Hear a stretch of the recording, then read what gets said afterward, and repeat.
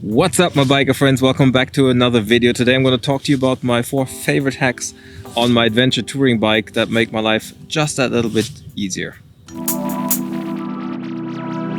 So let's start with number 1. This is the hack that I've had for probably the longest time so far on my motorcycle, and that is the wireless charging phone mount. Now, I usually bring my phone on my rides, and I used to just put a little cable into the phone and plug it in and would have it running on the bike, and that got really cumbersome after a while because I usually take my phone off when I go to the gas station.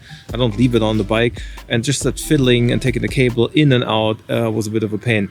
So I used a existing phone mount and I converted it to a wireless charging phone mount. I'm going to show you how. So the way this works is using a regular Touratech eye bracket phone mount. Now there's other phone mounts on the market that you could potentially use. This was the best one I could find. First, it's very secure for your phone, so it really mounts the phone very securely into the bike. That was quite important, obviously, especially when you take your bike off-road. You don't want your phone to come off.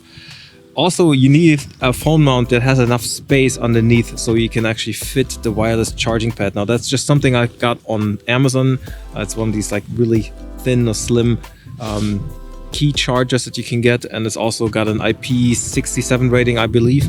It wasn't very expensive. It was like 16-17 euros. You can probably still buy these things.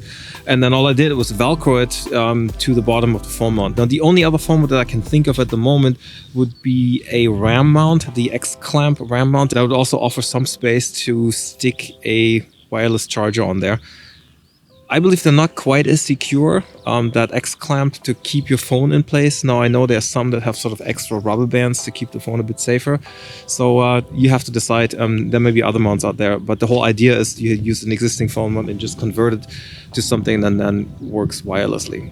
Now I'm aware that there's sort of commercial products on the market now that use wireless charging and will mount your phone to your bike. I think the Quad Lock is one of those.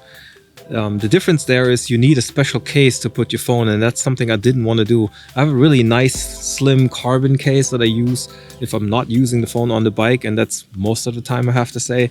So I have this phone in my pocket, I use it in my car, I use it for work, and I like that slim carbon case that has nothing else in it than just a few magnets to work with the MagSafe now. So if you want to use the same phone case, then this is the better option. If you don't mind switching between the phone cases every time you ride your bike, then maybe Quad Lock also works for you. Now the next hack that I had was actually attaching the tank bag to the bike. Now I'm used to having a quick lock system. I converted back in the days a BMW tank bag, and I cut up all the straps and I used the SW-MOTECH quick lock system. So that quick lock system uses a ring on the tank, and it uses a plate, a mounting plate underneath the actual tank bag.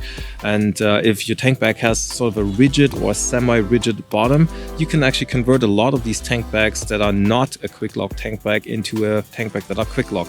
So I know it worked on the BMW system. I also know that the Thomas has a tank bag from Enduristan, the largest series here that are quite a bit bigger. They also have sort of a rigid bottom, and he converted his to work with a quick lock system. So you can convert different bags, and that's what I had for a very long time, and I like the convenience of just taking the bag off and putting it back on again without much hassle.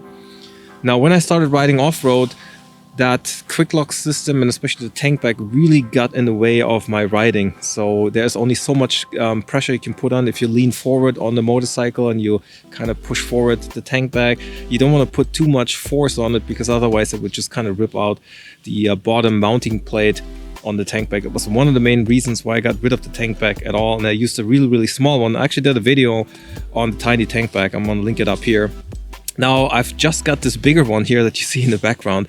There's also an Enduristan. It's slightly bigger, it has about 7 liters capacity as opposed to the 3.5 of that tiny tank bag that I have.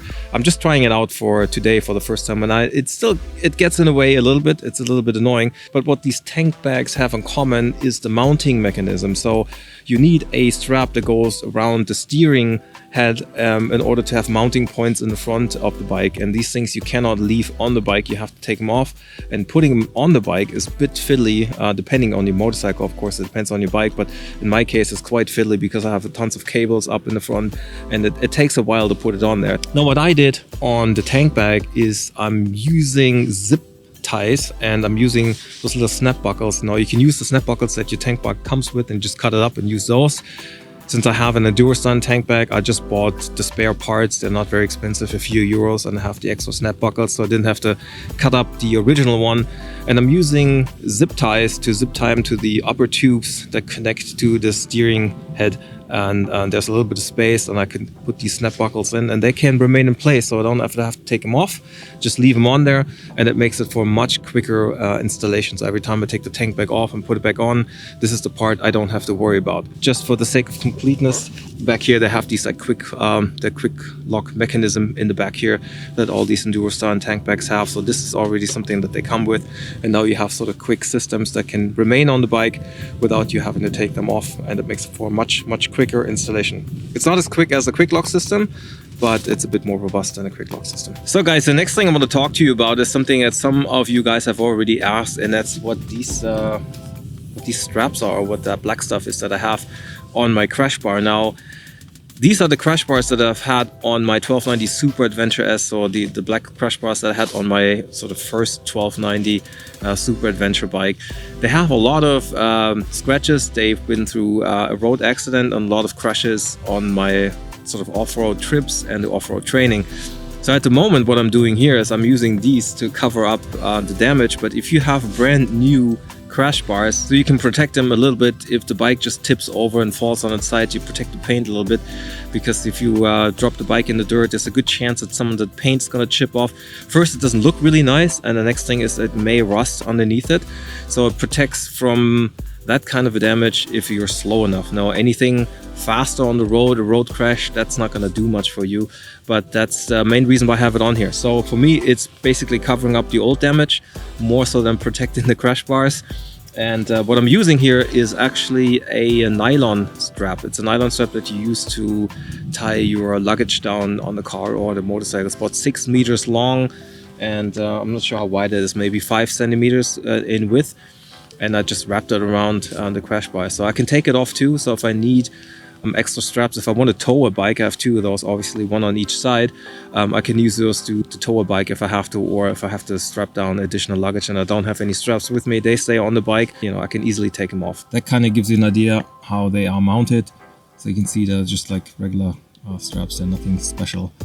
So last but not least, guys, the last thing I'm gonna talk to you about is the slight modification that I've made to my SW-MOTECH fog lights. I've done also a video on the fog lights. I still like them a lot. They give me a lot more visibility during daytime riding.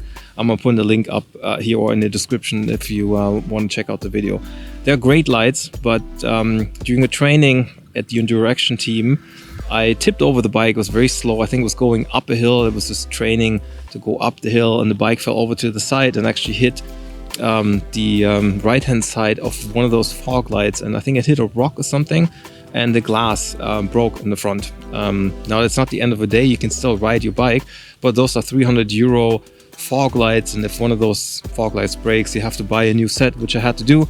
Now, in order to protect these fog lights, there isn't really anything that SW-MOTECH offers at the moment, but I found a little sort of guard that you can put in front of the fog light. Now, those were initially made for, I think, the BMW 1200, 1250 GS, the OEM fog lights. Now, I just kind of bent the metal around a little bit. They were really cheap. I think I got them from Alibaba.com or Amazon, so I wasn't quite sure if they're going to work, so I just got some cheap parts to just try it out. I think they were 12-15 euros, and I just bent them into place and made them work with the SW-MOTECH fog lights. So if you have fog lights, different fog lights, and there isn't anything there for your specific light, there's always other parts that you can use and maybe try to make them work. Now, it's not a perfect fit, but I'm sure it's better protection than not having them at all, and hopefully next time the bike crashes, that thing's going to protect the front of the glass so it doesn't break. Alrighty guys, those were my 4 favorite hacks on my KTM 1290 Super Adventure R and on the S model. And of course these work for other bikes as well. It's not KTM specific stuff. If you found this useful, give me a thumbs up. If you got your own hacks, questions about some of the stuff, put that in the comment section. I'll answer those questions. Guys, thank you so much for watching. I'll see you in the next video. Until then, ride safe and stay awesome. Take me back, back, back.